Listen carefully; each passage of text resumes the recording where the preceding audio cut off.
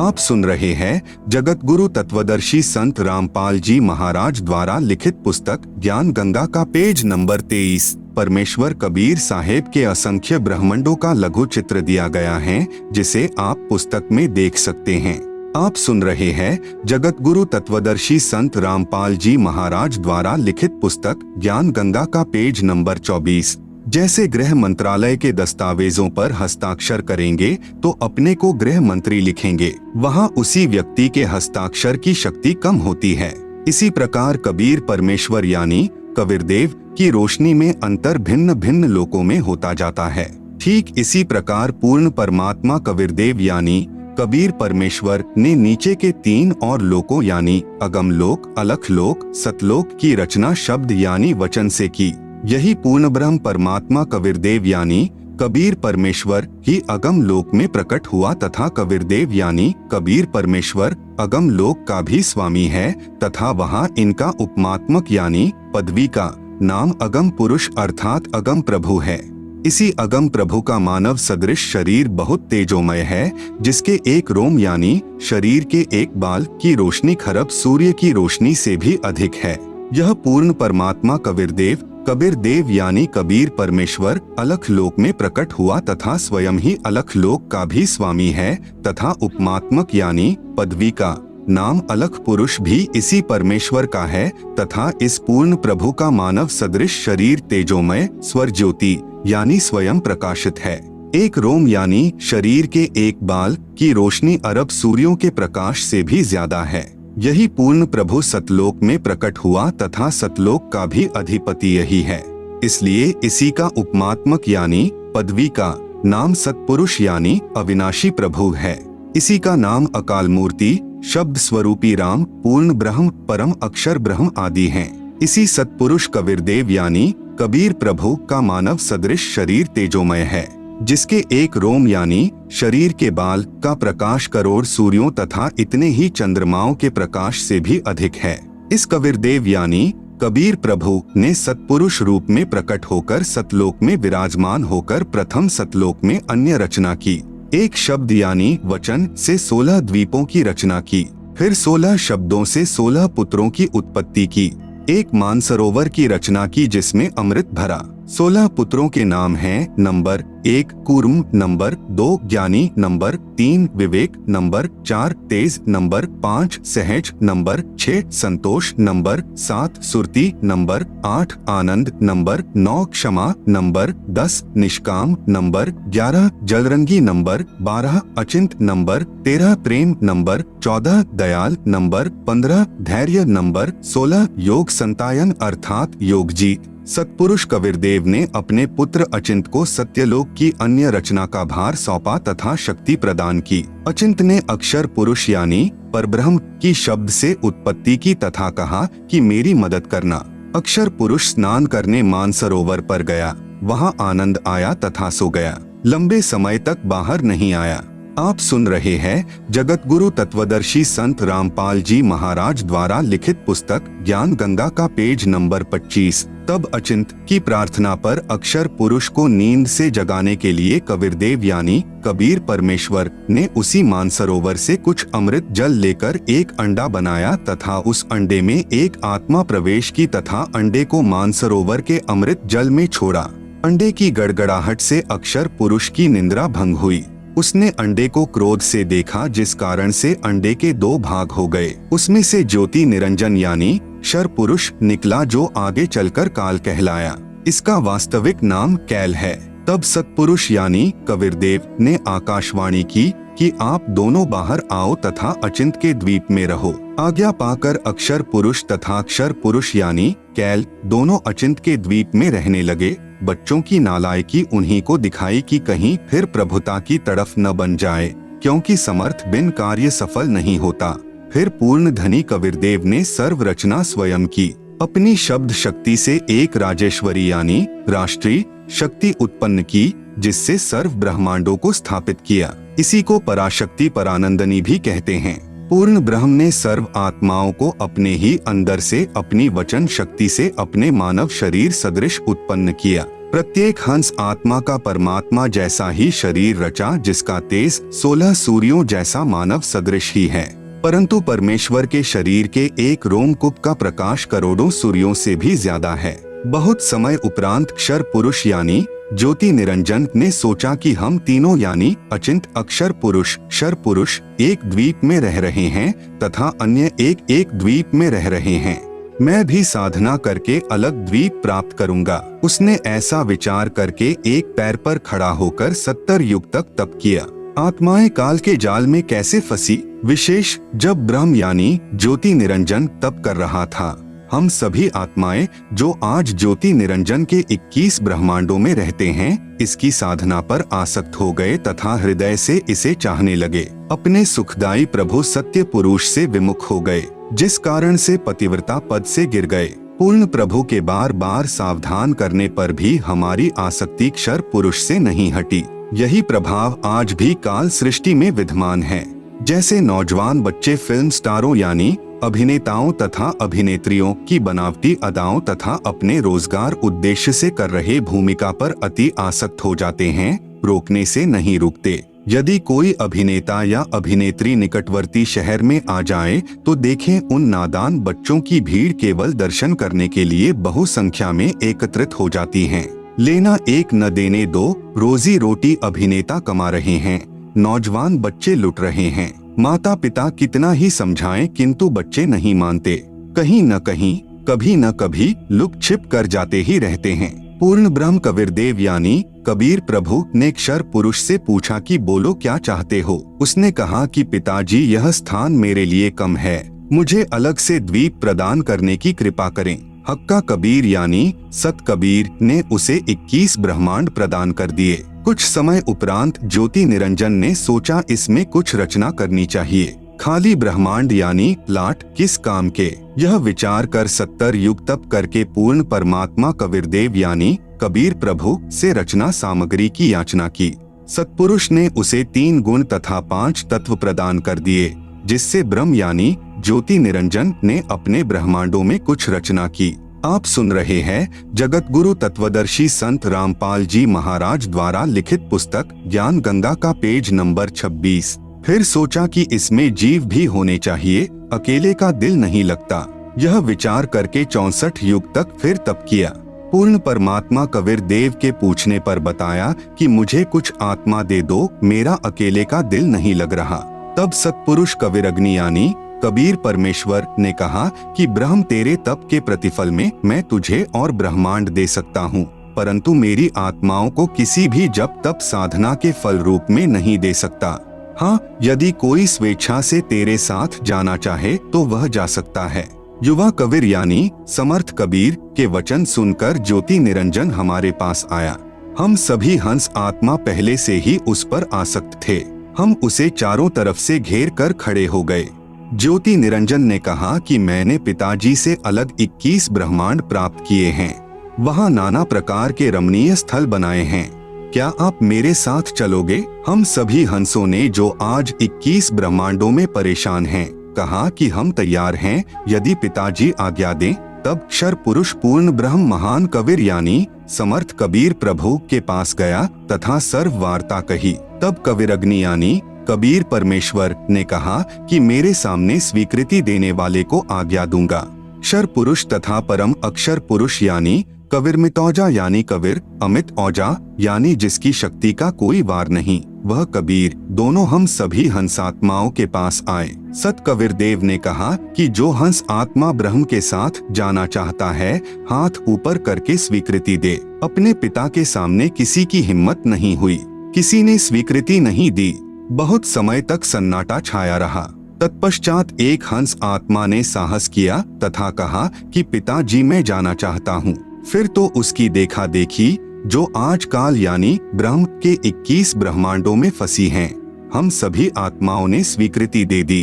परमेश्वर कबीर जी ने ज्योति निरंजन से कहा कि आप अपने स्थान पर जाओ।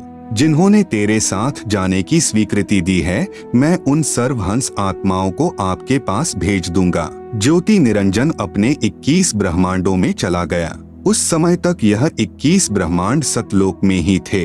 तत्पश्चात पूर्ण ब्रह्म ने सर्वप्रथम स्वीकृति देने वाले हंस को लड़की का रूप दिया, परंतु स्त्री इंद्री नहीं रची तथा सर्व आत्माओं को जिन्होंने ज्योति निरंजन यानी ब्रह्म के साथ जाने की सहमति दी थी, उस लड़की के शरीर में प्रवेश कर दिया तथा उसका नाम आष्ट्रा यानी आदि माया प्रकृति देवी दुर्गा पड़ा तथा सत्य पुरुष ने कहा कि पुत्री मैंने तेरे को शब्द शक्ति प्रदान कर दी है, जितने जीव ब्रह्म कहे आप उत्पन्न कर देना।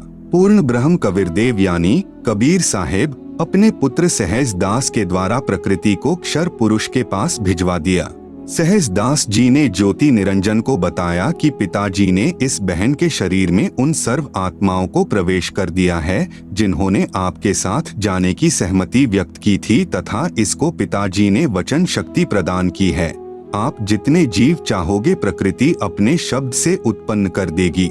यह कहकर सहजदास वापस अपने द्वीप में आ गया। युवा होने के कारण लड़की का रंगरूप निखरा हुआ था। ब्रह्म के अंदर विषय वासना उत्पन्न हो गई तथा प्रकृति देवी के साथ अभद्र गति विधि प्रारंभ की। आप सुन रहे हैं जगत गुरु तत्वदर्शी संत रामपाल जी महाराज द्वारा लिखित पुस्तक ज्ञान गंगा का पेज नंबर 27। तब दुर्गा ने कहा कि ज्योति निरंजन मेरे पास पिताजी की प्रदान की हुई शब्द शक्ति है। आप जितने प्राणी कहोगे मैं वचन से उत्पन्न कर दूंगी। आप मैथुन परंपरा शुरू मत करो। आप भी उसी पिता के शब्द से अंडे से उत्पन्न हुए हो तथा मैं भी उसी परमपिता के वचन से ही बाद में उत्पन्न हुई हूँ। आप मेरे बड़े भाई हो। बहन भाई का यह योग महापाप का कारण बनेगा। परंतु ज्योति निरंजन ने प्रकृति देवी की एक भी प्रार्थना नहीं सुनी तथा अपनी शब्द शक्ति द्वारा नाखूनों से स्त्री इंद्री यानी भग प्रकृति को लगा दी तथा बलात्कार करने की ठानी। उसी समय दुर्गा ने अपनी इज्जत रक्षा के लिए कोई और चारा न देख सूक्ष्म रूप बनाया तथा ज्योति निरंजन के खुले मुख के द्वारा पेट में प्रवेश करके पूर्ण ब्रह्म कबीरदेव से अपनी रक्षा के लिए याचना की। उसी समय कबीरदेव यानी कबीरदेव अपने पुत्र योग संतायन अर्थात जोगजीत का रूप बनाकर वहां प्रकट हुए तथा कन्या को ब्रह्म के उदर से बाहर निकाला तथा कहा कि ज्योति निरंजन आज से तेरा नाम काल होगा। तेरे जन्म मृत्यु होते रहेंगे, इसीलिए तेरा नाम क्षर पुरुष होगा तथा 1 लाख मानव शरीरधारी प्राणियों को प्रतिदिन खाया करेगा व 1.25 लाख उत्पन्न किया करेगा। आप दोनों को 21 ब्रह्मांड सहित निष्कासित किया जाता है। इतना कहते ही 21 ब्रह्मांड विमान की तरह चल पड़े। सहज दास के द्वीप के पास से होते हुए सतलोक से 16 शंख कोस यानी 1 कोस लगभग 3 किलोमीटर का होता है की दूरी पर आकर रुक गए। विशेष विवरण अब तक 3 शक्तियों का विवरण आया है। नंबर 1 पूर्ण ब्रह्म जिसे अन्य उपमात्मक नामों से भी जाना जाता है जैसे सतपुरुष अकाल पुरुष शब्द स्वरूपी राम परम अक्षर ब्रह्म पुरुष आदि। यह पूर्ण ब्रह्म असंख्य ब्रह्मांडों का स्वामी है तथा वास्तव में अविनाशी है। नंबर 2 परब्रह्म जिसे अक्षर पुरुष भी कहा जाता है, यह वास्तव में अविनाशी नहीं है। यह 7 शंख ब्रह्मांडों का स्वामी है। नंबर 3 ब्रह्म जिसे ज्योति निरंजन काल कैल शर पुरुष तथा धर्मराय आदि नामों से जाना जाता है जो केवल 21 ब्रह्मांड का स्वामी है। अब आगे इसी ब्रह्म यानी काल की सृष्टि के एक ब्रह्मांड का परिचय दिया जाएगा जिसमें 3 और नाम आपके पढ़ने में आएंगे, ब्रह्मा विष्णु तथा शिव। जगत गुरु तत्वदर्शी संत रामपाल जी महाराज द्वारा लिखित पुस्तक ज्ञान गंगा का पेज नंबर 28 पर एक ब्रह्मांड का लघु चित्र दिया गया है जिसे आप पुस्तक में देख सकते हैं। आप सुन रहे हैं जगत गुरु तत्वदर्शी संत रामपाल जी महाराज द्वारा लिखित पुस्तक ज्ञान गंगा का पेज नंबर 29। ब्रह्म तथा ब्रह्मा में भेद। एक ब्रह्मांड में बने सर्वोपरि स्थान पर ब्रह्म यानी क्षर पुरुष स्वयं 3 गुप्त स्थानों की रचना करके ब्रह्मा विष्णु तथा शिव रूप में रहता है तथा अपनी पत्नी प्रकृति यानी दुर्गा के सहयोग से 3 पुत्रों की उत्पत्ति करता है। उनके नाम भी ब्रह्मा विष्णु तथा शिव ही रखता है। जो ब्रह्म का पुत्र ब्रह्मा है वह एक ब्रह्मांड में केवल 3 लोकों यानी पृथ्वी लोक स्वर्ग लोक तथा पाताल लोक में एक रजोगुण विभाग का मंत्री यानी स्वामी है। इसे त्रिलोकीय ब्रह्मा कहा है तथा ब्रह्म जो ब्रह्मलोक में ब्रह्मा रूप में रहता है उसे महाब्रह्मा व ब्रह्मलोकीय ब्रह्मा कहा है। इसी ब्रह्म यानी काल को सदाशिव महाशिव महाविष्णु भी कहा है। श्री विष्णु पुराण में प्रमाण चतुर्थ अंश अध्याय 1 पृष्ठ 230-231 पर श्री ब्रह्मा जी ने कहा, जिस अजन्मा सर्वमय विधाता परमेश्वर का आदि मध्य अंत स्वरूप स्वभाव और सार हम नहीं जान पाते। श्लोक 83। जो मेरा रूप धारण कर संसार की रचना करता है, स्थिति के समय जो पुरुष रूप है तथा जो रुद्र रूप से विश्व का ग्रास कर जाता है, अनंत रूप से संपूर्ण जगत को धारण करता है। श्लोक 86। श्री ब्रह्मा जी, श्री विष्णु जी व श्री शिव जी की उत्पत्ति काल यानी ब्रह्म ने प्रकृति यानी दुर्गा से कहा कि अब मेरा कौन क्या बिगाड़ेगा, मनमानी करूंगा। प्रकृति ने फिर प्रार्थना की कि आप कुछ शर्म करो।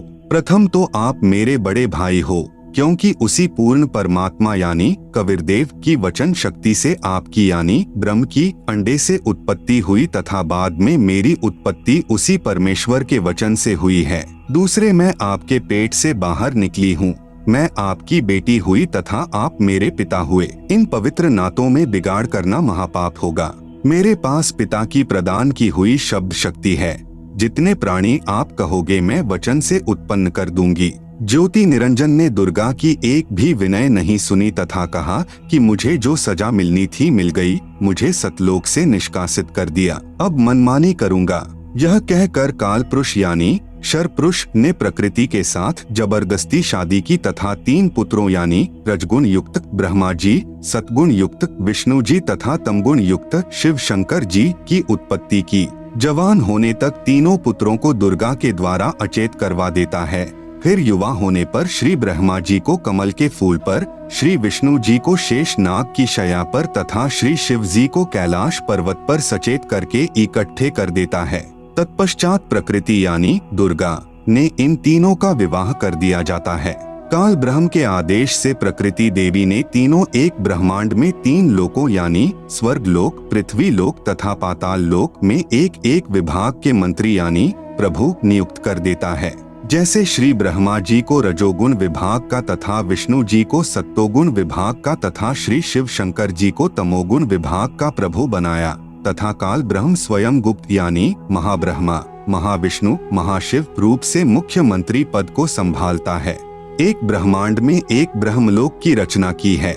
आप सुन रहे हैं जगत गुरु तत्वदर्शी संत रामपाल जी महाराज द्वारा लिखित पुस्तक ज्ञान गंगा का पेज नंबर 30। उसी में 3 गुप्त स्थान बनाए हैं। एक रजोगुण प्रधान स्थान है जहाँ पर यह ब्रह्म यानी काल स्वयं महाब्रह्मा मुख्यमंत्री रूप में रहता है तथा अपनी पत्नी दुर्गा को महासावित्री रूप में रखता है। इन दोनों के संयोग से जो पुत्र इस स्थान पर उत्पन्न होता है वह स्वतः ही रजोगुणी बन जाता है। दूसरा स्थान सतोगुण प्रधान स्थान बनाया है। वहाँ पर यह क्षर पुरुष स्वयं महाविष्णु रूप बनाकर रहता है तथा अपनी पत्नी दुर्गा को महालक्ष्मी रूप में रखकर जो पुत्र उत्पन्न करता है उसका नाम विष्णु रखता है। वह बालक सतोगुण युक्त होता है तथा तीसरा इसी काल ने वहीं पर एक तमोगुण प्रधान क्षेत्र बनाया है। उसमें यह स्वयं सदाशिव रूप बनाकर रहता है तथा अपनी पत्नी दुर्गा को महापार्वती रूप में रखता है। इन दोनों के पति पत्नी व्यवहार से जो पुत्र उत्पन्न होता है उसका नाम शिव रख देते हैं तथा तमोगुण युक्त कर देते हैं। प्रमाण के लिए देखें पवित्र श्री शिव महापुराण विधवेश्वर संहिता पृष्ठ 24-26 जिसमें ब्रह्मा, विष्णु, रुद्र तथा महेश्वर से अन्य सदाशिव है तथा रुद्र संहिता अध्याय 6 तथा 7-9 पृष्ठ नंबर 100 से 105 तथा 110 पर अनुवाद करता श्री हनुमान प्रसाद पोद्दार गीता प्रेस गोरखपुर से प्रकाशित तथा पवित्र श्रीमद् देवी महापुराण तीसरा स्कंद अध्याय 1 से 5 पृष्ठ नंबर 114 से 123 तक गीता प्रेस गोरखपुर से प्रकाशित। अनुवादक श्री हनुमान प्रसाद पोद्दार चिमन लाल गोस्वामी। फिर इन्हीं को धोखे में रखकर अपने खाने के लिए जीवों की उत्पत्ति श्री ब्रह्मा जी द्वारा तथा स्थिति एक दूसरे को मोह ममता में रखकर काल जाल में रखना श्री विष्णु जी से तथा सहार, क्योंकि काल पुरुष को शापवश 1 लाख मानव शरीर धारी प्राणियों के सूक्ष्म शरीर से मैल निकाल कर खाना होता है। उसके लिए 21वें ब्रह्मांड में एक तप्तशिला है जो स्वतः गर्म रहती है। उस पर गर्म करके मैल पिघला कर खाता है। जीव मरते नहीं परंतु कष्ट असहनीय होता है। फिर प्राणियों को कर्म आधार पर अन्य शरीर प्रदान करता है। श्री शिव जी द्वारा करवाता है। जैसे किसी मकान में 3 कमरे बने हों, एक कमरे में अश्लील चित्र लगे हों, उस कमरे में जाते ही मन में वैसे ही मलिन विचार उत्पन्न हो जाते हैं। दूसरे कमरे में साधु संतों भक्तों के चित्र लगे हों तो मन में अच्छे विचार प्रभु का चिंतन ही बना रहता है। तीसरे कमरे में देश भक्तों व शहीदों के चित्र लगे हों तो मन में वैसे ही जोशीले विचार उत्पन्न हो जाते हैं। ठीक इसी प्रकार ब्रह्म यानी काल ने अपनी सूझबूझ से उपरोक्त तीनों गुण प्रधान स्थानों की रचना की हुई है। तीनों गुण क्या हैं? प्रमाण सहित तीनों गुण रजगुण ब्रह्मा जी, सतगुण विष्णु जी, तमगुण शिव जी हैं। ब्रह्म यानी काल तथा प्रकृति यानी दुर्गा से उत्पन्न हुए हैं तथा तीनों नाशवान हैं। प्रमाण गीता प्रेस गोरखपुर से प्रकाशित श्री शिव महापुराण जिसके संपादक हैं श्री हनुमान प्रसाद पोद्दार, पृष्ठ संख्या 24 से 26 विधवेश्वर संहिता तथा पृष्ठ 110 अध्याय 9 रुद्र संहिता। इस प्रकार ब्रह्मा विष्णु तथा शिव तीनों देवताओं में गुण हैं, परंतु शिव यानी ब्रह्म काल गुणातीत कहा गया है। आप सुन रहे हैं जगत गुरु तत्वदर्शी संत रामपाल जी महाराज द्वारा लिखित पुस्तक ज्ञान गंगा का पेज नंबर 31। दूसरा प्रमाण गीता प्रेस गोरखपुर से प्रकाशित श्रीमद् देवी भागवत पुराण जिसके संपादक हैं श्री हनुमान प्रसाद पोद्दार चिमन लाल गोस्वामी। तीसरा स्कंद अध्याय 5 पृष्ठ 123। भगवान विष्णु ने दुर्गा की स्तुति की, कहा कि मैं यानी विष्णु ब्रह्मा तथा शंकर तुम्हारी कृपा से विद्यमान हैं। हमारा तो आविर्भाव यानी जन्म तथा तिरोभाव यानी मृत्यु होती है। हम नित्य यानी अविनाशी नहीं हैं। तुम ही नित्य हो, जगत जननी हो, प्रकृति और सनातनी देवी हो। भगवान शंकर ने कहा, यदि भगवान ब्रह्मा तथा भगवान विष्णु तुम ही से उत्पन्न हुए हैं तो उनके बाद उत्पन्न होने वाला मैं तमोगुणी लीला करने वाला शंकर क्या तुम्हारी संतान नहीं हुआ? अर्थात मुझे भी उत्पन्न करने वाली तुम ही हो। इस संसार की सृष्टि स्थिति संहार में तुम्हारे गुण सदा सर्वदा हैं। इन्हीं तीनों गुणों से उत्पन्न हम ब्रह्मा विष्णु तथा शंकर नियमानुसार कार्य में तत्पर रहते हैं। उपरोक्त यह विवरण केवल हिंदी में अनुवादित श्री देवी महापुराण से है, जिसमें कुछ तथ्यों को छुपाया गया है। इसलिए यही प्रमाण देखें श्रीमद्देवी भागवत महापुराण सभाष्टिकम संहात्यम, खेमराज श्री कृष्णदास प्रकाशन मुंबई। इसमें संस्कृत सहित हिंदी अनुवाद किया है। तीसरा स्कंद अध्याय 4 पृष्ठ 10 श्लोक 42। ब्रह्मा अहम ईश्वरः फिलते प्रभावात् सर्वे वयम जनियुता न यदा तु नित्याः के अन्ये सुराः शतमख प्रमुखाः च नित्या नित्या त्वमेव जननी प्रकृतिः पुराणा। हिंदी अनुवाद हे मात ब्रह्मा मैं तथा शिव तुम्हारे ही प्रभाव से जन्मवान हैं, नित्य नहीं हैं, अर्थात हम अविनाशी नहीं हैं। फिर अन्य इंद्रादि दूसरे देवता किस प्रकार नित्य हो सकते हैं? तुम ही अविनाशी हो, प्रकृति तथा सनातनी देवी हो। पृष्ठ 11-12 अध्याय 5 श्लोक 8। यदि दयार्द्रम्ना न सदाम्बिके कथमेहम विहितः च तमोगुणः कमलजश्च रजोगुण संभवः सुविहितः किमु सत्वगुणो हरियः। अनुवाद भगवान शंकर बोले कि मात यदि हमारे ऊपर आप दयायुक्त हो तो मुझे तमोगुण क्यों बनाया? कमल से उत्पन्न ब्रह्मा को रजोगुण किस लिए बनाया तथा विष्णु को सतगुण क्यों बनाया? अर्थात जीवों के जन्म मृत्यु रूपी दुष्कर्म में क्यों लगाया? श्लोक 12। रमे से स्वप्तिन पुरुषम सदा तव गतिम न ही वह विद्म शिवे। हिंदी अपने पति पुरुष अर्थात काल भगवान के साथ सदा भोग विलास करती रहती हो, आपकी गति कोई नहीं जानता। निष्कर्ष उपरोक्त प्रमाणों से प्रमाणित हुआ कि रजगुण ब्रह्मा, सतगुण विष्णु तथा तमगुण शिव है। ये तीनों नाशवान है। दुर्गा का पति ब्रह्म यानी काल है, यह उसके साथ भोग विलास करता है। यह भी सिद्ध हुआ कि दुर्गा तथा ब्रह्म यानी काल भी साकार हैं। ब्रह्म यानी काल की अव्यक्त रहने की प्रतिज्ञा। सूक्ष्म वेद से शेष सृष्टि रचना। तीनों पुत्रों की उत्पत्ति के पश्चात ब्रह्म ने अपनी पत्नी दुर्गा यानी प्रकृति से कहा, मैं प्रतिज्ञा करता हूँ कि भविष्य में मैं किसी को अपने वास्तविक रूप में दर्शन नहीं दूंगा। आप सुन रहे हैं जगत गुरु तत्वदर्शी संत रामपाल जी महाराज द्वारा लिखित पुस्तक ज्ञान गंगा का पेज नंबर 32। जिस कारण से मैं अव्यक्त माना जाऊंगा। दुर्गा से कहा कि आप मेरा भेद किसी को मत देना, मैं गुप्त रहूंगा। दुर्गा ने पूछा कि क्या आप अपने पुत्रों को भी दर्शन नहीं दोगे? ब्रह्म ने कहा, मैं अपने पुत्रों को तथा अन्य को किसी भी साधना से दर्शन नहीं दूंगा। यह मेरा अटल नियम रहेगा। दुर्गा ने कहा, यह तो आपका उत्तम नियम नहीं है जो आप अपनी संतान से भी छुपे रहोगे। तब काल ने कहा, दुर्गा मेरी विवशता है, मुझे 1,00,000 मानव शरीरधारी प्राणियों का आहार करने का श्राप लगा है। यदि मेरे पुत्रों यानी ब्रह्मा, विष्णु, महेश को पता लग गया तो ये उत्पत्ति, स्थिति तथा संहार का कार्य नहीं करेंगे।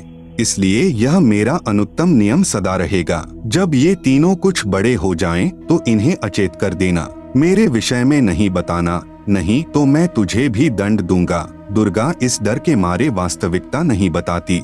प्रमाण, इसीलिए गीता अध्याय 7 श्लोक 24 में कहा है कि यह बुद्धिहीन जन समुदाय मेरे अनुत्तम नियम से अपरिचित हैं कि मैं कभी भी किसी के सामने प्रकट नहीं होता, अपनी योग माया से छुपा रहता हूँ। इसलिए मुझ अव्यक्त को मनुष्य रूप में आया हुआ अर्थात कृष्ण मानते हैं। अबुद्धयः यानी बुद्धिहीन, मम यानी मेरे, अनुत्तमम यानी अनुत्तम अर्थात घटिया, अव्ययम यानी अविनाशी, परम भावम यानी विशेष भाव को, अजानन्तः यानी न जानते हुए, माम अव्यक्तम यानी मुझ अव्यक्त को, व्यक्तिम यानी मनुष्य रूप में, आपन्नम यानी आया, मन्यन्ते यानी मानते हैं अर्थात मैं कृष्ण नहीं हूँ। गीता अध्याय 7 श्लोक 24, गीता अध्याय 11 श्लोक 47 तथा 48 में कहा है कि यह मेरा वास्तविक काल रूप है। इसके दर्शन अर्थात ब्रह्म प्राप्ति न वेदों में वर्णित विधि से, न जप से, न तप से तथा न किसी क्रिया से हो सकती है।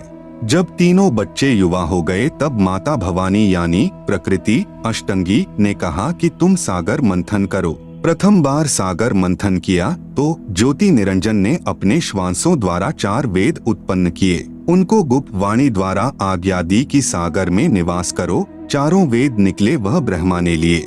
वस्तु लेकर तीनों बच्चे माता के पास आए तब माता ने कहा कि 4 वेदों को ब्रह्मा रखे व पढ़े। नोट, वास्तव में पूर्ण ब्रह्म ने ब्रह्म अर्थात काल को 5 वेद प्रदान किए थे, लेकिन ब्रह्म ने केवल 4 वेदों को प्रकट किया, 5वां वेद छुपा दिया, जो पूर्ण परमात्मा ने स्वयं प्रकट होकर कबीरगिरभी अर्थात कबीरवाणी यानी कबीर वाणी द्वारा लोकोक्तियों व दोहों के माध्यम से प्रकट किया है। दूसरी बार सागर मंथन किया तो 3 कन्याएं मिली। माता ने तीनों को बांट दिया। प्रकृति यानी दुर्गा ने अपने ही अन्य 3 रूप यानी सावित्री, लक्ष्मी तथा पार्वती धारण किए तथा समुद्र में छुपा दी। सागर मंथन के समय बाहर आ गई। वही प्रकृति 3 रूप हुई तथा भगवान ब्रह्मा को सावित्री, भगवान विष्णु को लक्ष्मी, भगवान शंकर को पार्वती पत्नी रूप में दी। तीनों ने भोग विलास किया। सुर तथा असुर दोनों पैदा हुए। आप सुन रहे हैं जगत गुरु तत्वदर्शी संत रामपाल जी महाराज द्वारा लिखित पुस्तक ज्ञान गंगा का पेज नंबर 33। जब तीसरी बार सागर मंथन किया तो 14 रत्न ब्रह्मा को तथा अमृत विष्णु को व देवताओं को, मध यानी शराब असुरों को तथा विष परमार्थ शिव ने अपने कंठ में ठहराया। यह तो बहुत बाद की बात है। जब ब्रह्मा वेद पढ़ने लगा तो पता चला कि कोई सर्व ब्रह्मांडों की रचना करने वाला कुल का मालिक पुरुष यानी प्रभु और है। तब ब्रह्मा जी ने विष्णु जी व शंकर जी को बताया कि वेदों में वर्णन है कि सृजनहार कोई और प्रभु है, परंतु वेद कहते हैं कि भेद हम भी नहीं जानते। उसके लिए संकेत है कि किसी तत्वदर्शी संत से पूछो। तब ब्रह्मा माता के पास आया और सब वृतांत कह सुनाया। माता कहा करती थी कि मेरे अतिरिक्त और कोई नहीं है, मैं ही करता हूँ, मैं ही सर्वशक्तिमान हूँ। परंतु ब्रह्मा ने कहा कि वेद ईश्वर कृत हैं, यह झूठ नहीं हो सकते। दुर्गा ने कहा कि तेरा पिता तुझे दर्शन नहीं देगा, उसने प्रतिज्ञा की हुई है। तब ब्रह्मा ने कहा, माता जी अब आपकी बात पर अविश्वास हो गया है, मैं उस पुरुष यानी प्रभु का पता लगाकर ही रहूंगा। दुर्गा ने कहा कि यदि वह तुझे दर्शन नहीं देगा तो तुम क्या करोगे?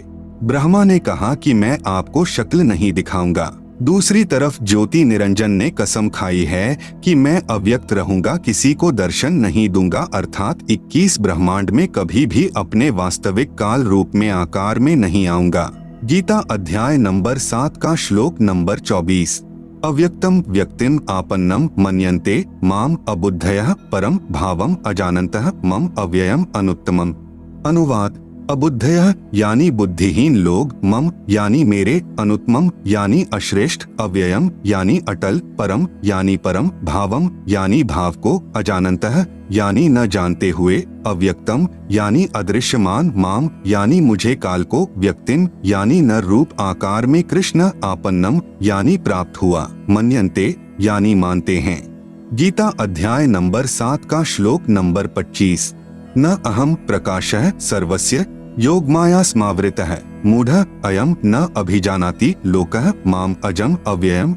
अनुवाद: अहम यानी मैं, योगमाया स्मावृतः यानी योगमाया से छिपा हुआ, सर्वस्य यानी सबके, प्रकाशः यानी प्रत्यक्ष, न यानी नहीं होता अर्थात अदृश्य अर्थात अव्यक्त रहता हूँ इसलिए, अजम यानी जन्म न लेने वाले, अव्ययम यानी अविनाशी अटल भाव को, अयम यानी यह, मूढ़ः यानी अज्ञानी, लोकः यानी जन समुदाय संसार, माम यानी मुझे, न यानी नहीं, अभिजानाति यानी जानता अर्थात मुझको कृष्ण समझता है, क्योंकि ब्रह्म अपनी शब्द शक्ति से अपने नाना रूप बना लेता है।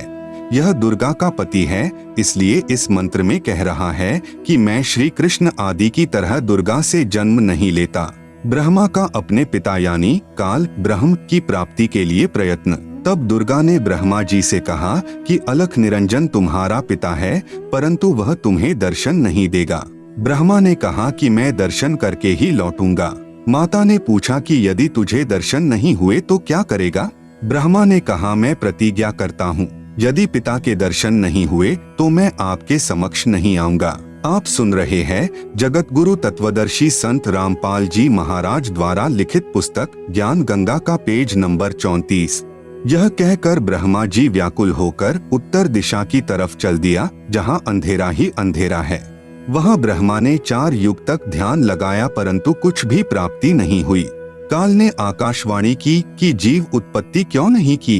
भवानी ने कहा कि आपका ज्येष्ठ पुत्र ब्रह्मा जिद करके आपकी तलाश में गया है। ब्रह्मा के बिना जीव उत्पत्ति का सब कार्य असंभव है। ब्रह्म यानी काल ने कहा उसे वापस बुला लो, मैं उसे दर्शन नहीं दूंगा।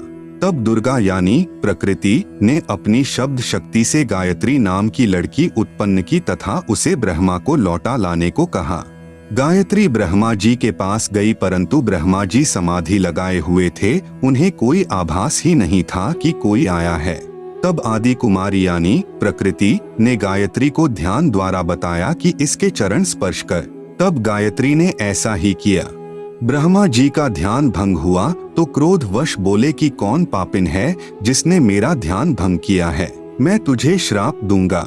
गायत्री कहने लगी कि मेरा दोष नहीं है, पहले मेरी बात सुनो तब श्राप देना। मेरे को माता ने तुम्हें लौटा लाने को कहा है क्योंकि आपके बिना जीव उत्पत्ति नहीं हो सकती। ब्रह्मा ने कहा कि मैं कैसे जाऊं, पिताजी के दर्शन हुए नहीं, ऐसे जाऊं तो मेरा उपहास होगा। यदि आप माता जी के समक्ष यह कह दें कि ब्रह्मा को पिता यानी ज्योति निरंजन के दर्शन हुए हैं, मैंने अपनी आंखों से देखा है, तो मैं आपके साथ चलूं। तब गायत्री ने कहा कि आप मेरे साथ संभोग यानी सेक्स करोगे तो मैं आपकी झूठी साक्षी यानी गवाही भरूंगी। तब ब्रह्मा ने सोचा कि पिता के दर्शन हुए नहीं, वैसे जाऊं तो माता के सामने शर्म लगेगी और चारा नहीं दिखाई दिया। फिर गायत्री से रति क्रिया यानी संभोग की। तब गायत्री ने कहा कि क्यों न एक गवाह और तैयार किया जाए। ब्रह्मा ने कहा बहुत ही अच्छा है। तब गायत्री ने शब्द शक्ति से एक लड़की यानी पुहपवती नाम की पैदा की तथा उससे दोनों ने कहा कि आप गवाही देना कि ब्रह्मा ने पिता के दर्शन किए हैं। तब पुहपवती ने कहा कि मैं क्यों झूठी गवाही दूं? हाँ, यदि ब्रह्मा मेरे से रति क्रिया यानी संभोग करे तो गवाही दे सकती हूँ। गायत्री ने ब्रह्मा को समझाया यानी उकसाया कि और कोई चारा नहीं है।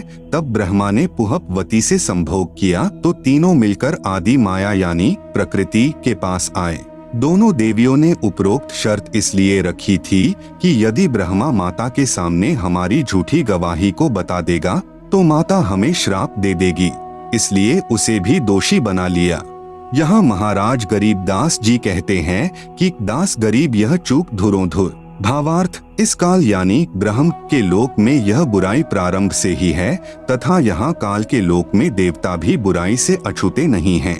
जैसे श्री विष्णु जी ने जालंधर राक्षस की पतिव्रता पत्नी तुलसी के साथ धोखा करके उसके साथ रति क्रिया यानी सेक्स करके उसका पतिव्रता भंग किया, भगवान शिव ने भी श्री विष्णु द्वारा मोहिनी रूप धारण करने पर उसके साथ संभोग यानी सेक्स करने के उद्देश्य से उसका हाथ पकड़ा। उसी कारण से श्री शिव का शुक्र यानी वीर्य स्खलित हो गया। श्री विष्णु जी अपने वास्तविक रूप में प्रकट हो गए। आप सुन रहे हैं जगत गुरु तत्वदर्शी संत रामपाल जी महाराज द्वारा लिखित पुस्तक ज्ञान गंगा का पेज नंबर 35। माता दुर्गा द्वारा ब्रह्मा को श्राप देना।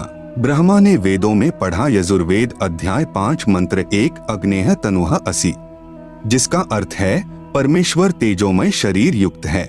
विष्णवे त्वा सोमस्य तनुह असि, अर्थ है सर्व का पालन करने के लिए उस अविनाशी परमात्मा का शरीर है।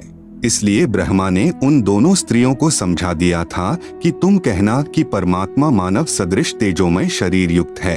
तब माता ने ब्रह्मा से पूछा, क्या तुझे तेरे पिता के दर्शन हुए? ब्रह्मा ने कहा, हाँ मुझे पिता के दर्शन हुए हैं, वह मनुष्य सदृश तेजोमय शरीर युक्त है। दुर्गा ने कहा, साक्षी बता। तब ब्रह्मा ने कहा, इन दोनों के समक्ष साक्षात्कार हुआ है। देवी ने उन दोनों लड़कियों से पूछा, क्या तुम्हारे सामने ब्रह्म का साक्षात्कार हुआ है? तब दोनों ने कहा कि हाँ, हमने अपनी आंखों से देखा है। फिर भवानी यानी प्रकृति को संशय हुआ कि मुझे तो ब्रह्म ने कहा था कि मैं किसी को दर्शन नहीं दूंगा, परंतु ये कहते हैं कि दर्शन हुए हैं। तब अष्टंगी ने ध्यान लगाया और काल ज्योति निरंजन से पूछा कि यह क्या कहानी है। ज्योति निरंजन जी ने कहा कि ये तीनों झूठ बोल रहे हैं। तब माता ने कहा, तुम झूठ बोल रहे हो। आकाशवाणी हुई है कि इन्हें कोई दर्शन नहीं हुए। यह बात सुनकर ब्रह्मा ने कहा कि माता जी, मैं सौगंध खाकर पिता की तलाश करने गया था, परंतु पिता यानी ब्रह्म के दर्शन हुए नहीं। आपके पास आने में शर्म लग रही थी, इसलिए हमने झूठ बोल दिया। तब माता यानी दुर्गा ने कहा कि अब मैं तुम्हें श्राप देती हूँ। ब्रह्मा को श्राप, तेरी पूजा जग में नहीं होगी। आगे तेरे वंशज होंगे, वे बहुत पाखंड करेंगे, झूठी बात बनाकर जग को ठगेंगे। ऊपर से तो कर्म कांड करते दिखाई देंगे, अंदर से विकार करेंगे। कथा पुराणों को पढ़कर सुनाया करेंगे, स्वयं को ज्ञान नहीं होगा कि सद्ग्रंथों में वास्तविकता क्या है। फिर भी मानवश तथा धन प्राप्ति के लिए गुरु बनकर अनुयायियों को लोकवेद यानी शास्त्र विरुद्ध दंत कथा सुनाया करेंगे। देवी देवों की पूजा करके तथा करवा के दूसरों की निंदा करके कष्ट पर कष्ट उठाएंगे। जो उनके अनुयायी होंगे उनको परमार्थ नहीं बताएंगे, दक्षिणा के लिए जगत को गुमराह करते रहेंगे। अपने आप को सबसे श्रेष्ठ मानेंगे, दूसरों को नीचा समझेंगे। जब माता के मुख से यह सुना तो ब्रह्मा मूर्छित होकर जमीन पर गिर गया। बहुत समय उपरांत होश में आया। गायत्री को श्राप, तेरे कई सांड पति होंगे, तू मृतलोक में गाय बनेगी। पुहपवती को श्राप, तेरी जगह गंदगी में होगी, तेरे फूलों को कोई पूजा में नहीं लाएगा। इस झूठी गवाही के कारण तुझे यह नरक भोगना होगा। तेरा नाम केवड़ा केतकी होगा। हरियाणा में कुसोंधी कहते हैं। यह गंदगी यानी कुर्डियों वाली जगह पर होती है। इस प्रकार तीनों को श्राप देकर माता भवानी बहुत पछताई। आप सुन रहे हैं जगत गुरु तत्वदर्शी संत रामपाल जी महाराज द्वारा लिखित पुस्तक ज्ञान गंगा का पेज नंबर 36। इस प्रकार पहले तो जीव बिना सोचे मन यानी काल निरंजन के प्रभाव से गलत कार्य कर देता है, परंतु जब आत्मा यानी सत्पुरुष अंश के प्रभाव से उसे ज्ञान होता है तो पीछे पछताना पड़ता है। जिस प्रकार माता पिता अपने बच्चों को छोटी सी गलती के कारण ताड़ते हैं क्रोधवश होकर, परंतु बाद में बहुत पछताते हैं, यही प्रक्रिया मन यानी काल निरंजन के प्रभाव से सर्व जीवों में क्रियावान हो रही है। हाँ, यहाँ एक बात विशेष है कि निरंजन यानी काल ब्रह्म ने भी अपना कानून बना रखा है कि यदि कोई जीव किसी दुर्बल जीव को सताएगा तो उसे उसका बदला देना पड़ेगा। जब आदि भवानी यानी प्रकृति अष्टंगी ने ब्रह्मा, गायत्री व पुहपवती को श्राप दिया तो अलख निरंजन यानी ब्रह्मकाल ने कहा कि हे भवानी यानी प्रकृति अष्टंगी, यह आपने अच्छा नहीं किया। अब मैं यानी निरंजन आपको श्राप देता हूँ कि द्वापर युग में तेरे भी 5 पति होंगे। द्रौपदी ही आदिमाया का अवतार हुई है। जब यह आकाशवाणी सुनी तो आदि माया ने कहा कि हे ज्योति निरंजन यानी काल, मैं तेरे वश पड़ी हूँ, जो चाहे सो कर ले। सृष्टि रचना में दुर्गा जी के अन्य नामों का बार बार लिखने का उद्देश्य है कि पुराणों, गीता तथा वेदों में प्रमाण देखते समय भ्रम उत्पन्न नहीं होगा। जैसे गीता अध्याय 14 श्लोक 3-4 में काल ब्रह्म ने कहा है कि प्रकृति तो गर्भ धारण करने वाली सब जीवों की माता है, मैं उसके गर्भ में बीज स्थापित करने वाला पिता हूँ। श्लोक 4 में कहा है कि प्रकृति से उत्पन्न तीनों गुण जीवात्मा को कर्मों के बंधन में बांधते हैं। इस प्रकरण में प्रकृति तो दुर्गा है तथा तीनों गुण तीनों देवता रजगुण ब्रह्मा, सतगुण विष्णु तथा तमगुण शिव के सांकेतिक नाम हैं। विष्णु का अपने पिता यानी काल ब्रह्म की प्राप्ति के लिए प्रस्थान व माता का आशीर्वाद पाना। इसके बाद विष्णु से प्रकृति ने कहा कि पुत्र तू भी अपने पिता का पता लगा ले। तब विष्णु अपने पिताजी काल यानी ब्रह्म का पता करते करते पाताल लोक में चले गए, जहाँ शेषनाग था। उसने विष्णु को अपनी सीमा में प्रविष्ट होते देखकर क्रोधित होकर जहर भरा फुंकारा मारा। उसके विष के प्रभाव से विष्णु जी का रंग सांवला हो गया, जैसे स्प्रे पेंट हो जाता है। तब विष्णु ने चाहा कि इस नाग को मजा चखाना चाहिए। तब ज्योति निरंजन यानी काल ने देखा कि अब विष्णु को शांत करना चाहिए। तब आकाशवाणी हुई कि विष्णु, अब तू अपनी माता जी के पास जा और सत्य सत्य सारा विवरण बता देना तथा जो कष्ट आपको शेषनाग से हुआ है, इसका प्रतिशोध द्वापर युग में लेना। द्वापर युग में आप यानी विष्णु तो कृष्ण अवतार धारण करोगे और कालीदह में कालिंद्री नामक नाग शेषनाग का अवतार होगा। ऊंच होई के नीच सतावे ताकर ओएल यानी बदला मोही सो पावे, जो जीव देई पीर पुनि काहू हम पुनि ओएल दिवावे ताहू। तब विष्णु जी माता जी के पास आए तथा सत्य सत्य कह दिया कि मुझे पिता के दर्शन नहीं हुए।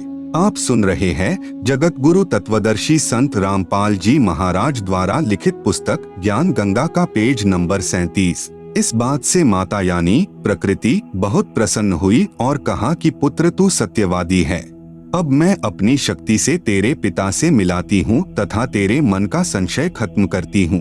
कबीर देख पुत्र तो ही पिता भीटाऊ, तोरे मन का धोखा मिटाऊ। मन स्वरूप करता कह जानो, मनते दूजा और न मानो। स्वर्ग पाताल दौर मन केरा, मन अस्थिर मन अह अनेरा। निरंकार मन ही को कहिए, मन की आस निश दिन रहिए। देखूं पलटी शून्य मह ज्योति, जहाँ पर झिलमिल झालर होती। इस प्रकार माता यानी अष्टंगी प्रकृति ने विष्णु से कहा कि मन ही जग का करता है, यही ज्योति निरंजन है। ध्यान में जो 1000 ज्योतियां नजर आती हैं, वही उसका रूप है। जो शंख घंटा आदि का बाजा सुना, यह महास्वर्ग में निरंजन का ही बज रहा है। तब माता यानी अष्टंगी प्रकृति ने कहा कि हे पुत्र, तुम सब देवों के सरताज हो और तेरी हर कामना व कार्य मैं पूर्ण करूंगी। तेरी पूजा सर्व जग में होगी। आपने मुझे सच सच बताया है। काल के 21 ब्रह्मांडों के प्राणियों की विशेष आदत है कि अपनी व्यर्थ महिमा बनाता है। जैसे दुर्गा जी श्री विष्णु जी को कह रही है कि तेरी पूजा जग में होगी, मैंने तुझे तेरे पिता के दर्शन करा दिए। दुर्गा ने केवल प्रकाश दिखाकर श्री विष्णु जी को बहका दिया। श्री विष्णु जी भी प्रभु की यही स्थिति अपने अनुयायियों को समझाने लगे कि परमात्मा का केवल प्रकाश दिखाई देता है, परमात्मा निराकार है। इसके बाद आदि भवानी रुद्र यानी महेश जी के पास गई तथा कहा कि महेश तू भी कर ले अपने पिता की खोज। तेरे दोनों भाइयों को तो तुम्हारे पिता के दर्शन नहीं हुए, उनको जो देना था वह प्रदान कर दिया है, अब आप मांगो जो मांगना है। तब महेश ने कहा कि हे जननी, मेरे दोनों बड़े भाइयों को पिता के दर्शन नहीं हुए, फिर प्रयत्न करना व्यर्थ है। कृपा मुझे ऐसा वर दो कि मैं अमर यानी मृत्युंजय हो जाऊं। तब माता ने कहा कि यह मैं नहीं कर सकती, हाँ युक्ति बता सकती हूँ जिससे तेरी आयु सबसे लंबी बनी रहेगी। विधि योग समाधि है, इसलिए महादेव जी ज्यादातर समाधि में ही रहते हैं। इस प्रकार माता यानी अष्टंगी प्रकृति ने तीनों पुत्रों को विभाग बांट दिए। भगवान ब्रह्मा जी को काल लोक में 184 के चोले यानी शरीर रचने यानी बनाने का अर्थात रजोगुण प्रभावित करके संतान उत्पत्ति के लिए विवश करके जीव उत्पत्ति कराने का विभाग प्रदान किया। भगवान विष्णु जी को इन जीवों के पालन पोषण कर्मानुसार करने तथा मोह ममता उत्पन्न करके स्थिति बनाए रखने का विभाग दिया। भगवान शिव शंकर यानी महादेव को संहार करने का विभाग प्रदान किया, क्योंकि इनके पिता निरंजन को 1 लाख मानव शरीरधारी जीव प्रतिदिन खाने पड़ते हैं। यहाँ पर मन में एक प्रश्न उत्पन्न होगा कि ब्रह्मा, विष्णु तथा शंकर जी से उत्पत्ति, स्थिति और संहार कैसे होता है। ये तीनों अपने अपने लोक में रहते हैं। जैसे आजकल संचार प्रणाली को चलाने के लिए उपग्रहों को ऊपर आसमान में छोड़ा जाता है। आप सुन रहे हैं जगत गुरु तत्वदर्शी संत रामपाल जी महाराज द्वारा लिखित पुस्तक ज्ञान गंगा का पेज नंबर 38, और वे नीचे पृथ्वी पर संचार प्रणाली को चलाते हैं। ठीक इसी प्रकार ये तीनों देव जहाँ भी रहते हैं, इनके शरीर से निकलने वाले सूक्ष्म गुण की तरंगे तीनों लोकों में अपने आप हर प्राणी पर प्रभाव बनाए रहती है। उपरोक्त विवरण एक ब्रह्मांड में ब्रह्म यानी काल की रचना का है। ऐसे क्षर पुरुष यानी काल के 21 ब्रह्मांड हैं, परंतु क्षर पुरुष यानी काल स्वयं व्यक्त अर्थात वास्तविक शरीर रूप में सबके सामने नहीं आता। उसी को प्राप्त करने के लिए तीनों देवों यानी ब्रह्मा जी, विष्णु जी, शिव जी को वेदों में वर्णित विधि अनुसार भरसक साधना करने पर भी ब्रह्म यानी काल के दर्शन नहीं हुए। बाद में ऋषियों ने वेदों को पढ़ा। उसमें लिखा है कि अग्नेय तनूर असि, पवित्र यजुर्वेद अध्याय 1 मंत्र 15 परमेश्वर सशरीर है, तथा पवित्र यजुर्वेद अध्याय 5 मंत्र 1 में लिखा है कि अग्नेय तनूर असि विष्णवे त्वा सोमस्य तनूर असि। इस मंत्र में 2 बार वेद गवाही दे रहा है कि सर्वव्यापक सर्वपालन करता सत्पुरुष सशरीर है। पवित्र यजुर्वेद अध्याय 40 मंत्र 8 में कहा है कि कबीर मनीषी यानी जिस परमेश्वर की सर्व प्राणियों को चाह है वह कबीर अर्थात कबीर है। उसका शरीर बिना नाड़ी यानी अस्नाविरम का है। शुक्रम यानी वीर्य से बनी 5 तत्व से बनी भौतिक अकायम यानी काया रहित है। वह सर्व का मालिक सर्वोपरि सत्यलोक में विराजमान है। उस परमेश्वर का तेजपुंज का स्वर ज्योति यानी स्वयं प्रकाशित शरीर है, जो शब्द रूप अर्थात अविनाशी है। वही कबीरदेव यानी कबीर परमेश्वर है, जो सर्व ब्रह्मांडों की रचना करने वाला विधाता यानी सर्व ब्रह्मांडों का रचनहार, स्वयंभुव यानी स्वयं प्रकट होने वाला, यथा तथ्य अर्थान यानी वास्तव में, शाश्वत यानी अविनाशी है। गीता अध्याय 15 श्लोक 17 में भी प्रमाण है। भावार्थ है कि पूर्ण ब्रह्म का शरीर का नाम कबीर यानी कबीरदेव है।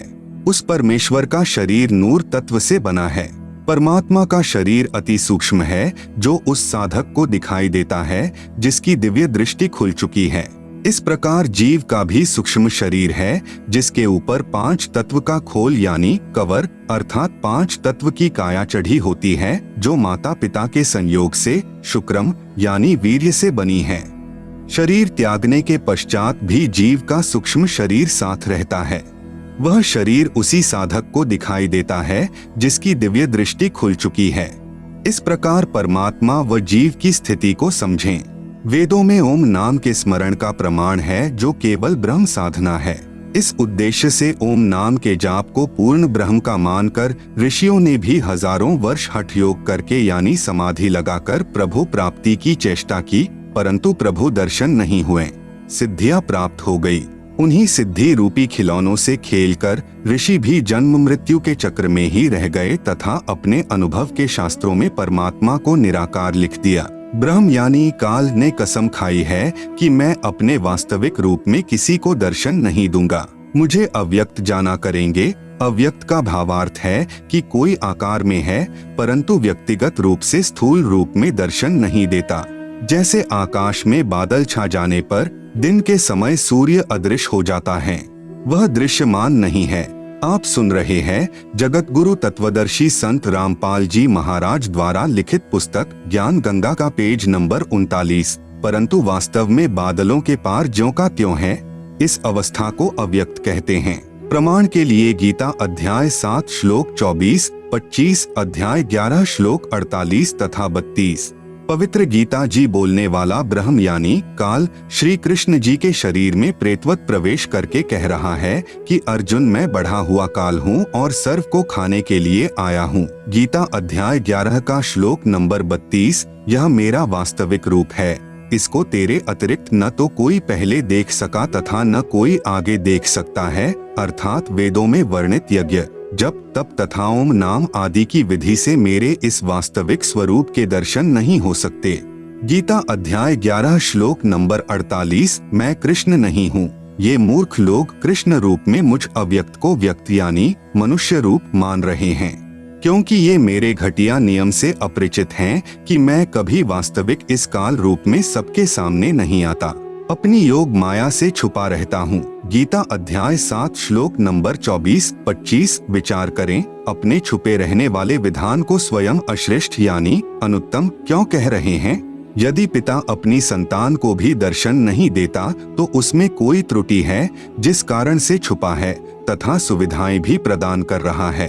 काल यानी ब्रह्म को श्रापवश 1 लाख मानव शरीरधारी प्राणियों का आहार करना पड़ता है तथा 25% प्रतिदिन जो ज्यादा उत्पन्न होते हैं उन्हें ठिकाने लगाने के लिए तथा कर्म भोग का दंड देने के लिए 84 लाख योनियों की रचना की हुई है।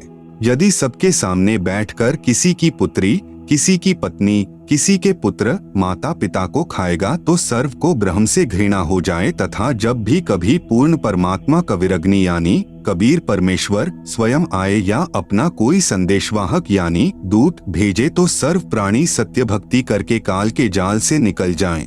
इसलिए धोखा देकर रखता है तथा पवित्र गीता अध्याय 7 श्लोक 18, 24, 25 में अपनी साधना से होने वाली मुक्ति यानी गति को भी अनुत्तमाम यानी अति अश्रेष्ठ कहा है तथा अपने विधान यानी नियम को भी अनुत्तम यानी अश्रेष्ठ कहा है। प्रत्येक ब्रह्मांड में बने ब्रह्मलोक में एक महास्वर्ग बनाया है। महास्वर्ग में एक स्थान पर नकली सतलोक, नकली अलख लोक, नकली अगम लोक तथा नकली अनामी लोक की रचना प्राणियों को धोखा देने के लिए प्रकृति यानी दुर्गा आदि माया द्वारा करवा रखी है। कबीर साहेब का एक शब्द है, कर नैनो दीदार महल में प्यारा है, में वाणी है कि काया भेद किया निर्वारा, यह सब रचना पिंड मंझारा है। माया अविगत जाल पसारा, सो कारीगर भारा है। आदि माया किन्ही चतुराई, झूठी बाजी पिंड दिखाई, अविगत रचना रची अंड माही वाका प्रतिबिंबदारा है। एक ब्रह्मांड में अन्य लोकों की भी रचना है, जैसे श्री ब्रह्मा जी का लोक, श्री विष्णु जी का लोक, श्री शिव जी का लोक, जहाँ पर बैठकर तीनों प्रभु नीचे के 3 लोकों यानी स्वर्गलोक अर्थात इंद्र का लोक, पृथ्वी लोक तथा पाताल लोक पर एक एक विभाग के मालिक बनकर प्रभुता करते हैं। जगत गुरु तत्वदर्शी संत रामपाल जी महाराज द्वारा लिखित पुस्तक ज्ञान गंगा का पेज नंबर 40 पर ब्रह्मलोक का लघु चित्र तथा पेज नंबर 41 पर ज्योति निरंजन यानी काल ब्रह्म के लोक यानी 21 ब्रह्मांड का लघु चित्र दिया गया है, जिसे आप पुस्तक में देख सकते हैं। आप सुन रहे हैं जगत गुरु तत्वदर्शी संत रामपाल जी महाराज द्वारा लिखित पुस्तक ज्ञान गंगा का पेज नंबर 42 तथा अपने पिता काल के खाने के लिए प्राणियों की उत्पत्ति, स्थिति तथा संहार का कार्यभार संभालते हैं। तीनों प्रभुओं की भी जन्म व मृत्यु होती है, तब काल इन्हें भी खाता है। इसी ब्रह्मांड, इसे अंड भी कहते हैं क्योंकि ब्रह्मांड की बनावट अंडाकार है। इसे पिंड भी कहते हैं क्योंकि शरीर यानी पिंड में एक ब्रह्मांड की रचना कमलों में टीवी की तरह देखी जाती है। में एक मानसरोवर तथा धर्मराय यानी न्यायाधीश का भी लोक है तथा एक गुप्त स्थान पर पूर्ण परमात्मा अन्य रूप धारण करके रहता है, जैसे प्रत्येक देश का राजदूत भवन होता है। वहाँ पर कोई नहीं जा सकता। वहाँ पर वे आत्माएं रहती हैं जिनकी सत्यलोक की भक्ति अधूरी रहती है। जब भक्ति युग आता है तो उस समय परमेश्वर कबीर जी अपना प्रतिनिधि पूर्ण संत सतगुरु भेजते हैं। इन पुण्य आत्माओं को पृथ्वी पर उस समय मानव शरीर प्राप्त होता है तथा ये शीघ्र ही सत भक्ति पर लग जाते हैं तथा सतगुरु से दीक्षा प्राप्त करके पूर्ण मोक्ष प्राप्त कर जाते हैं। उस स्थान पर रहने वाले हंस आत्माओं की निजी भक्ति कमाई खर्च नहीं होती। परमात्मा के भंडार से सर्व सुविधाएं उपलब्ध होती हैं।